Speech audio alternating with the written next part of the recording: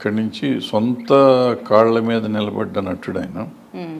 సొంతంగా ఎవరిలో సపోర్ట్ లేకుండా ఒక మామూలు మనిషిగా వచ్చి, మామూలు యాక్టర్గా వచ్చి, తన స్వశక్తితో, తన టాలెంట్తో ఇవాళ అందరంత ఎత్తుకు ఎదిగిపోయాడు. ఎత్తిన ఇది. So great. ఇవాళ సాధించినందులో ఇప్పుడు రామారావు, నాగేశ్వరరావు గారు, కృష్ణ గారు, శోభన్ బాబు గారు వీళ్ళందరూ ఉండగా వచ్చి ఇతను నిలబడి ఇవాళ ఈ స్టేజ్కి వచ్చాయంటే, మనం ఇప్పుడు చాలామంది చెప్తూ ఉంటారు అదేదో వాళ్ళ పిల్లలు వస్తారు, వాళ్ళు వస్తారు, వారసత్వాలు అయ్యి అంటారు.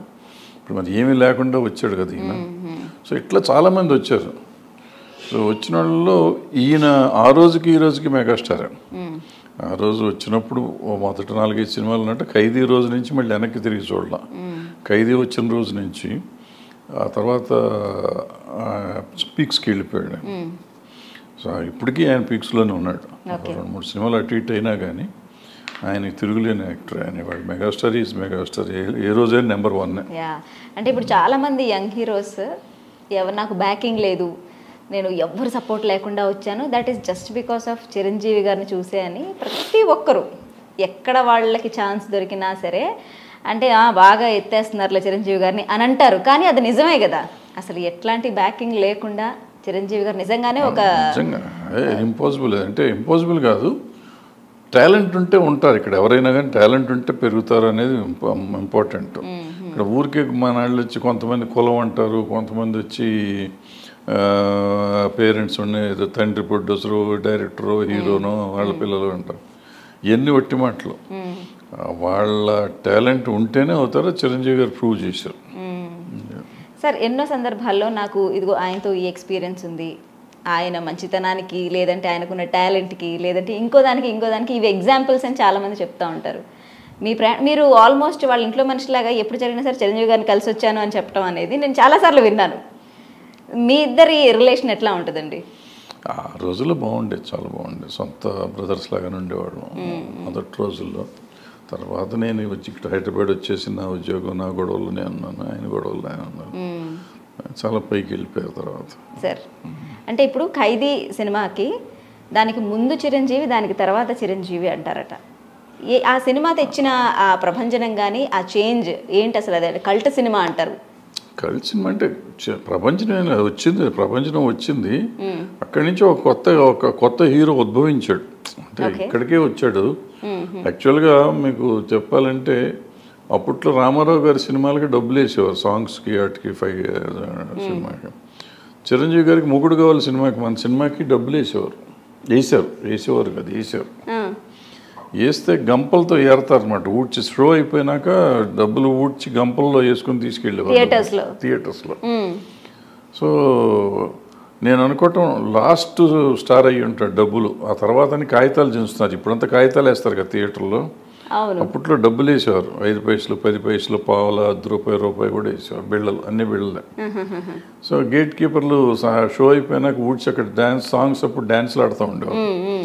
ఆ డబ్బులు ఏరుకుని తీసుకెళ్ళేవారు. సో అట్లా చిరంజీవి గారికి అట్లా ఊపు వచ్చింది అప్పుడు. రామారావుకి వేసేవారు బాగా, ఈయనకి వేసారు తర్వాత. ఆ తర్వాత అసలు ఇప్పుడు ఎవరికి వేయట్లేదు, అందరికి కాగితాలు వేస్తున్నారు. అంటే మెగాస్టారే ఇంకా లాస్ట్ హీరో అనమాట. అలా డబ్బులు చూసిన హీరో, డబ్బులు తెర మీద డబ్బులు వేయించుకున్న హీరో ఆయన అక్కడ. ఓకే సార్, చిరంజీవి గారిని మనం స్టార్టింగ్ మూవీస్లోకి వెళ్తే అప్పుడు నాకు ఆ వెనకాల సినిమాలు అన్నిటి చూస్తే ఆయన లుక్ అప్పుడు అంటే బిఫోర్ అండ్ ఆఫ్టర్ పిక్స్ ఆయన అప్పుడుది ఇప్పుడుది పెడితే ఎంత ట్రాన్స్ఫార్మేషన్. అసలు కర్లీ హెయిర్తో ఉండేవారు, పల్చటి స్కిన్. అసలు నిజంగా ఆయనైనా ఈయన అన్నట్టుంటారు. ఆ ట్రాన్స్ఫార్మేషన్ అనేది అంచెలంచెలుగా ఎట్లా జరిగింది? ఏం ట్రాన్స్ఫర్మేషన్ ఏం కాదు. అప్పట్లో ఏంటంటే అతను మన పక్కింటి కుర్రాళ్ళలాగా ఉండేవాడు. ఎప్పుడైతే మెగాస్టార్ లుక్ వచ్చిందో తర్వాత అక్కడి నుంచి మెల్లిమెల్లిగా ట్రాన్స్ఫర్మ్ అయ్యాడు. వయసుతో పాటు పెరుగుతాయి కదా, కొంతవరకు స్ట్రక్చర్ పెరిగింది, అంతా మనిషి మారాడు. సో ఆ లుక్ తేడా వచ్చింది, కొంచెం తేడా వచ్చింది. బట్ కష్టం, ఎంత కష్టపడేవాడు అంటే అంత కష్టపడేవాడు అతను సినిమా తప్ప అతనికి వేరే ఏం ఉండేది కాదు అప్పట్లో. సినిమా గోల్ తప్ప వేరే గోల్ ఉండేది కాదు. ఇట్లా చేస్తాను, ఈ ఫైట్ ఇట్లా చేస్తాను, ఈ సాంగ్ ఇట్లా చేస్తాను, ఆ తపన ఉండేది, దానికోసం కష్టపడేవాడు. ఓకే. ఆ కష్టమే అతన్ని వాళ్ళు నిలబెట్టింది, ఆ కష్టం వల్లనే వాళ్ళు అతను మెగాస్టార్ అయ్యాడు. సార్ చిరంజీవి అంటే మనం గారికి ఒకసారి ఆర్టిస్ట్ అయిపోయినాక నేను ఇంకేం నన్ను ఎవడు పీకేవాళ్ళు లేడులే అనుకునే వాళ్ళు ఉంటే నెక్స్ట్ డేనే పోతారు. ఇతను పెరుగుతున్న కొద్దీ ఇంకా కష్టం పెంచుకుంటూ పోయాడు, కష్టపడతాను అన్నాడు, ఈ రోజుకి కష్టపడతాడు. ఓకే. అవసరం లేదు మానేయచ్చు, హ్యాపీగా ఇంట్లో కూర్చోవచ్చు, బట్ కాకుండా చేయటం చేసి సిన్సియర్గా పనిచేయటం అది. ఓకే. సో ప్రతి హీరోకి డూప్స్ ఉంటారు కదా, చిరంజీవి గారికి ఫైట్స్ అప్పుడు అంటే ఏ రేంజ్ వరకు డూప్స్ ఉండేవాళ్ళు కాదు? మా సినిమాలకి డూపులు ఉండేవారు కాదు. మా ఓకే. సినిమాలన్నీ నాకు తెలిసి ఖైదీ కూడా లేరు, తర్వాత అన్న పెట్టారు. ఓకే. సో డూపులు లేకుండానే చిరంజీవి గారు ఫైట్లు డ్యాన్స్లో అసలు మాస్టర్ కదా అతను. యాక్చువల్ నా సినిమాలో ఫైట్స్ కూడా తనే కంపోజ్ చేసుకునేవాడు. ఓకే. అప్పుడు ఏదో ఒక సాంగ్ కూడా కంపోజ్ చేశాడు. ఓహో. అంటే ఇంట్రెస్ట్, మనిషి బాగా ఇంట్రెస్ట్. నేను ఎప్పుడు అనుకునేది చిరంజీవి గారిని చూసినప్పుడల్లా ఆయన డాన్స్లో గ్రేస్, అది నేను కొత్తగా చెప్పేది కదా, అందరికీ తెలిసిన విషయమే. ఈ డాన్స్ అనేది ఆయన కసితో నేర్చుకున్నదా లేకపోతే ఆయనకి న్యాచురల్గా వచ్చిందా? నేను అనుకుంటే న్యాచురల్గానే వచ్చింది అనుకోండి. అంటే న్యాచురల్గా బాడీలో ఫ్లెక్సిబిలిటీ లేకపోతే నేర్చుకున్నా కానీ రాదు. సో ఇతను సినిమా యాక్టర్ అవుదాం అనుకున్నప్పుడు ఇన్స్టిట్యూట్లో చేశారు కదా, ఇన్స్టిట్యూట్లో నేర్పిస్తారు కదా, ఆ నేర్చుకున్నది కానీ లేకపోతే తను సినిమాలు చూసి నేర్చుకున్నది కానీ తను చేసుకుంది వచ్చింది. ఆయనకి ఏంటంటే అప్పుడు కమల్ హాసన్ రజనీకాంత్ వచ్చిన కొత్తది. సో ఇతను కమల్ హాసన్ లాగా డ్యాన్స్ చేయగలడు, రజనీకాంత్ లాగా స్టైల్స్ గిల్స్ చేయగలడు. ఈ రెండు కంబైన్డ్గా ఇతనికి వచ్చేటప్పటికి కొత్త మనిషిని చూశారు, కొత్త క్యారెక్టర్, తెలుగులో ఒక కొత్త మనిషిని చూశారు. ఫస్ట్ టైం మన పక్కింటి కుర్రాడు సినిమా పిచ్చోళ్ళు ఎట్లా ఉంటారు అట్లా ఉన్నట్టు చూశాను. ఆయన డాన్స్లు ఫైట్లే కాదు సార్, ఆయన కామెడీ టైమింగ్ కూడా అద్భుతమైన కామెడీ టైమింగ్ మెగాస్టార్ గారిది. దాని ముందు కోతల రైడు, మొగుడు గోలు రెండు కామెడీలే, దగ్గర కామెడీలు అయ్యి. ఓకే. సో అందులో అన్నీ అతను రెండు సినిమాల్లోనూ కామెడీ చాలా బాగా పండించాడు. సార్ ఫ్యాన్స్ గురించి మాట్లాడితే సార్, ఆయనకున్న ఫ్యాన్ బేస్ ఒక రేంజ్, అది మెగాస్టార్కున్న ఫ్యాన్ బేస్ గురించి అసలు ఎవరూ చెప్పక్కర్లేదు. ఆ ఫ్యాన్ బేస్ని ఆయన ఎప్పుడు ఎట్లా అడ్రస్ చేస్తూ ఉండేవాళ్ళు, దాన్ని నిలబెట్టుకోవటం అనేది ఫ్యాన్ బేస్ని ఒక కత్తి మీద సాము లాంటి పని ఏ హీరోకైనా కూడా, వాళ్ళందరినీ ఎప్పటికప్పుడు సాటిస్ఫై చేయడం. నాకు ఐడియా లేదు, నిజంగా ఐడియా లేదు. అంటే మేము సినిమాలు తీసినప్పుడు నేను బిగినింగ్ డేస్లో చేసింది కోతలేడు మొగుడు గోల, తర్వాత నేను మళ్ళీ ఆయనతో చేయలేదు సినిమా. అప్పటికి ఫ్యాన్స్ ఉండేవారు కానీ కొత్తగా ఫ్యాన్స్ పెట్టినాళ్ళే, వస్తే మాట్లాడే సెట్లో వస్తే మాట్లాడే టైప్, కానీ అప్పుడు హడావిడి లేదు. సో ఆ తర్వాత కదా హడావిడి పెరిగింది. ఆ తర్వాత ఆయన బాగా ఫ్యాన్ బేస్ అంటే భయంకరమైన ఫ్యాన్ బేస్ వచ్చేసింది ఆ రోజుకి ఈ రోజుకి కూడా. సో ఆయన ఫ్యాన్స్ చాలా అంటే హార్డ్ కోర్ ఫ్యాన్స్, ఆయన కోసం ప్రాణం ఇచ్చేసే లెవెల్లో ఉండే ఫ్యాన్స్ ఉన్నారు ఇప్పుడు కూడా. సార్ చిరంజీవి గారిని ఇంతకుముందు పాత సినిమాలు చూసినట్లయితే సుప్రీం హీరో అని పడేది మొదటి సినిమాలో పడింది. చిరంజీవి గారికి మెగాస్టార్ని మన అదే కేఎస్ రామారావు గారు మరణ మృదంగం సినిమాలో మెగాస్టార్ అని వేశారు. అప్పటి నుంచి ఆయన మెగాస్టార్ అయిపోయారు. ఆయనకి అంటే రెండు బిరుదులు అనమాట, అయితే సుప్రీం హీరో, దాని తర్వాత రూపాంతరం చెందిన మెగాస్టార్ అనమాట. సో మెగాస్టార్ అంటే ఇప్పుడు ఆయన ఫ్యామిలీ నుంచి ఆయన అడుగులో ఆయన్ని ఏమంటారు, ప్రత్యక్షంగా ఆయన ఫ్యామిలీలో వచ్చిన హీరోలు కొంతమంది అయితే ఏకలవ్య శిష్యుల్లాగా ఎంతోమంది హీరోలు ఆయన వెనకాల ఉన్నారు, ఫ్యాన్స్ మాత్రమే కాకుండా. అంటే వాళ్ళ ఫ్యామిలీ నుంచి వచ్చిన వాళ్ళే కాదు, ఈవెన్ మీరు వెంకటేష్ గారిని తీసుకున్నా కానీ చిరంజీవి గారి లాగానే ఉండేవాడు. ఆయన వచ్చిన కొత్త చిరంజీవి గారి లాగా డ్యాన్స్లు గిన్స్లు. సో వచ్చిన హీరోలు చాలామంది చిరంజీవిని గారిని ఇమిటేట్ చేస్తూనే వచ్చారు. ఒక చిరంజీవి కాదు, మన దగ్గర 100 చిరంజీవులు ఉన్నట్టు లెక్క ఇప్పుడు. అంటే వాళ్ళ ఫ్యామిలీలో ఉన్నవాళ్ళు కానీ బయట వాళ్ళు కానీ అందరూ చిరంజీవి గారి లాగానే చేస్తూ ఉంటారు. దానికంటే కొంచెం మారి చేసిన వాళ్ళు కొంతమంది ఉన్నారు. ఇప్పుడు అల్లు అర్జున్ గారు ఉన్నారు, వచ్చిన కొత్తలో చిరంజీవి గారి ఫ్యామిలీ కింద ఉండారు. ఇవాళ ఆయన ఇండివిజువల్గా ఆయన స్టైల్ ఆయన డెవలప్ చేసుకున్నాడు. సో అట్లా పవన్ కళ్యాణ్ గారు ఉన్నారు, ఆయన వాళ్ళ ఏదైనా కానీ ఆయనకు కొత్త స్టైల్ ఆయన డెవలప్ చేసుకున్నాడు. సో ఇట్లా ఎవళ్ళకాళ్ళు వాళ్ళ దీనిలోకి వచ్చారు. చిరంజీవి గారి ప్రత్యేకత అంటే వేరే హీరోస్తో పోల్చి ఆయన్ని మాత్రమే పక్కన తీసి పెట్టాలి అంటే what are the qualities sir that will define only megastar? ఆయన డ్యాన్స్ ఫైట్స్ కామెడీ టైమింగ్ ఈ మూడే ఆయనది. ఆయన స్పెషాలిటీస్ ఈ మూడు ఆయన స్పెషాలిటీస్. అప్పుడు మనకి మన రామారావు, నాగేశ్వర గారు, కృష్ణ గారు, శోభన్ బాబు గారు డాన్స్లో ఒక టైప్లో ఉండి ఇతను వచ్చినాక ఇంకో మారిపోయింది. అప్పటి నుంచి ఆ స్టైలే మారిపోయింది. Okay, behind the screen sir, అంటే ఒక సినిమా ప్రొడక్షన్లో ప్రొడ్యూసర్స్కి ఎంత కంఫర్టబుల్గా ఉంటారు చిరంజీవి గారు? చెప్పాను కదా, మొత్తం తను కష్టపడతాడు, సినిమా కోసం కష్టపడతాడంటే ప్రొడ్యూసర్ మనిషి కింద లెక్క కదా. అంటే అట్లీస్ట్ మా సినిమాల వరకు అయితే అద్భుతంగా అసలు తనే కోఆపరేట్ చేసేవాడు. ఫర్ ఎగ్జాంపుల్ నా సినిమా ఉంది, అది వస్తే మొగుడు కావాలో బట్టలు కొన్నాం, కానీ ఆ క్యారెక్టర్కి అది బాగోలేదన్న, అది ఏం చేద్దామని ఒక రోజు మా ఇంటికి వచ్చాడు. వచ్చిన బీరువా తీసి బీరువాలోంచి రెండు చొక్కాలు తీసుకెళ్ళి సినిమా అంతా చొక్కా వాడాడు. 30,000 రూపాయలు. ఆ రోజుల్లో 30,000 పెట్టి ఆయన కాస్ట్యూమ్ కుట్టించాను నేను. అవి వదిలిపెట్టి పక్కన పడేసి ఈ చొక్కా వేసుకుంటాడు, మీకు బ్లూ షర్ట్ వేసుకుని ఉంటాడు సినిమా అంతా. మొగుడు కావాలి, అది నా షర్ట్ టైట్గా ఉంటుంది, పొట్ట కూడా బయటకు వచ్చేసి ఉంటుంది, అది ఇప్పుడు గుండి లాగేస్తూ ఉంటాను. సో అది ఏంటంటే నేను సన్నగా ఉండేవాడిని అప్పుడు బాగా. ఏంటంటే ఇంట్రెస్ట్ ఆయనకి, ఎందుకమ్మా అట్లా ఉండకూడదు కదా అంటే, లేదు ఇది న్యాచురల్గా ఉంటుందని. అంటే తన ఇన్వాల్వ్మెంట్ నిజంగా పండింది. అంటే దానివల్ల సినిమా ఆడిందని నేను అన్నా, కానీ కొత్త లుక్ కనపడింది జనంలో. అసలు హీరో ఇట్లా చేస్తారా అనే ఫీలింగ్ వస్తుంది కదా. సో అట్లా తాను సినిమా కోసం అని తను కష్టపడుతుంది, తన సినిమాని గురించి ఆలోచించడం. ఒక సాంగ్లో షూస్ సూట్, మంచి బ్రహ్మాండమైన సూట్ గీట్ వేసాం.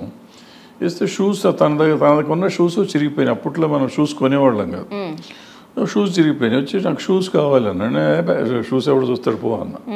అంటే లేదు కొందాం పదా అంటే, నేను కొనుక్కుంటాను, నా డబ్బులతో కొంటాను పదా అన్నాడు. సరే ఇద్దరు వెళ్ళి హ్యాబిట్స్ వెళ్ళి కొత్త షూ కొనుక్కొని వచ్చాం. ఆయన డబ్బులతో ఆ రోజుల్లో 110 రూపాయలు 120 రూపాయలకు షూ కొనుక్కొని వచ్చి సాంగ్ చేసి. అంటే లేకుండా కూడా చేయొచ్చు. ప్రొడ్యూసర్ కొన్నప్పుడు నాకేంటి దురద అనుకుని అతను చిరిగిపోయిన బూట్లు వేసుకుని చేయొచ్చు. ఇంత సూట్ వేసుకున్నాడు, చిరిగిన బూట్లు వేస్తే బాగోదు, పొరపాటున షార్ట్లో కనపడితే. సినిమా స్కోప్ కాబట్టి కాళ్ళు కనపడడం అనేది నా ఇది. కనపడితే బాగోదు కదా అనేది అతని పాయింట్. బాగోదు, లేకపోతే కెమెరా టిల్ డౌన్ చేసినప్పుడు షూస్ కనపడితే బాగోదు. కెమెరా డ్యాన్స్ మూమెంట్లో గబుక్కున కాళ్ళ మీద పెట్టాలంటే చిరిగిని బాగోవు కదా, దొరికిపోతామని అని ఆలోచించి తను చేయటం అనేది. అంటే అంత ఇన్వాల్వ్ అయ్యేవాడు, అంత ఇష్టంగా ప్రేమించేవాడు. సినిమాని ప్రేమించడం ఇదంతా. సినిమాని ప్రేమించకపోతే మనం ఇచ్చే డబ్బులకి వాళ్ళు ఈ ఖర్చులన్నీ పెట్టుకోవాలంటే వర్కౌట్ అవుతుంది ఆ రోజుల్లో. సార్, చిరంజీవి గారు అంటే మన ప్రొడ్యూసర్ ఇచ్చిన రెమ్యూనరేషన్ తీసుకునే హీరో నుండి రెమ్యూనరేషన్ డిమాండ్ చేసే స్థాయికి ఎప్పుడు జరిగింది సార్? ఖైదీ తర్వాత నుంచి. ఖైదీ నుంచి అసలు టోటల్గా మారిపోయాడు కదా. అంటే డిమాండ్గా పెద్దగా ఏమో పెరుగుతూ ఉండటమే. అప్పుడు అవసరం కొద్దీ వెళ్ళిన వాళ్ళు పెంచుకుంటూ పోవటమే. కానీ నాకు తెలిసి ఈయనే కాదు, ఏ హీరో కూడా వాళ్ళంతటా వాళ్ళుగా మేము ఇంత పెంచుతాం అనరు. నేను 10 తీసుకుంటున్నాను అనుకోండి ఒక హీరోగా, నా మార్కెట్ సినిమా హిట్ అవగానే వచ్చి ఇంకోళ్ళు వచ్చి నాకు ₹1,00,00,000 ఇస్తానని నేను వద్దంటాను. అప్పుడు ఏమంటే ఆయన ₹1,00,00,000 ఇస్తానంటే నా రెగ్యులర్గా ఉన్న ప్రొడ్యూసర్, నేను 10 కదా నీకు మొన్న ఇచ్చింది అంటే, అతను 1,00,00,000 ఇస్తున్నాడు కదంటే ఇతను 50 అన్న ఇస్తాడుగా. అట్లా.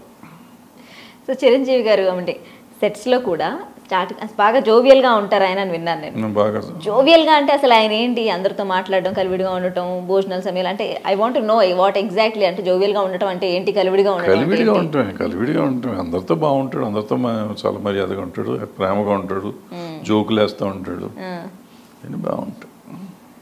సార్, చిరంజీవి గారి డ్యాన్స్ గురించి లేదంటే యాక్టింగ్ గురించి ఇవన్నీ మనకు తెలుసు, కానీ హీరోయిన్స్ కూడా ఆయనతో ఒక్క అవకాశం వస్తే చాలు యాక్ట్ చేయడానికి, ఆయనతో కలిసి డాన్స్ చేయడానికి అని అనుకుంటారు. ఆయనతో డాన్స్ అంటే బెదిరిపోయేవాళ్ళంట, ఆయన గ్రేస్కి మనం మ్యాచ్ చేయలేము అని.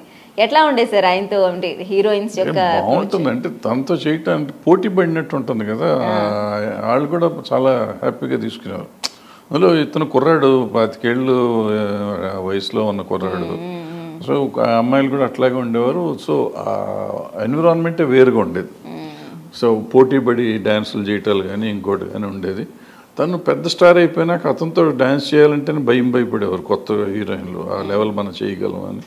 బట్ చేసేవారు. రాధిక, రాధా వీళ్ళందరూ విజయశాంతి వీళ్ళందరూ అట్లా బాగా డ్యాన్స్ చేసేవారు ఆయనతో కూడా. విజయశాంతి గారితో ఆయన చేసిన సినిమాలు చాలా సినిమాలు, వాళ్ళిద్దరిది చాలా హిట్ కాంబినేషన్. రాధ గారితో కూడా అసలు వాళ్ళిద్దరు చేసే డాన్స్ ఆన్ స్క్రీన్ చూస్తుంటే ఉంటుంది, అసలు కన్నులకు పండగగా ఉంటుంది సార్. అది ఆన్ ద సెట్స్ ఎలా ఉండే సార్ వాళ్ళతో మేకింగ్ డాన్స్ మేకింగ్? డాన్స్ అప్పుడే కాదు అసలు, మామూలుగా వాళ్ళు అందరూ ఉంటే సెట్ అంతా అల్లకల్లోలంగా ఉండేది. వాళ్ళు అంటే బట్ మనం చాలా తక్కువ సార్లు నేను వెళ్ళాను. అప్పటికప్పటికి నేను మానేశాను సినిమాలు ఆల్మోస్ట్. ఓకే.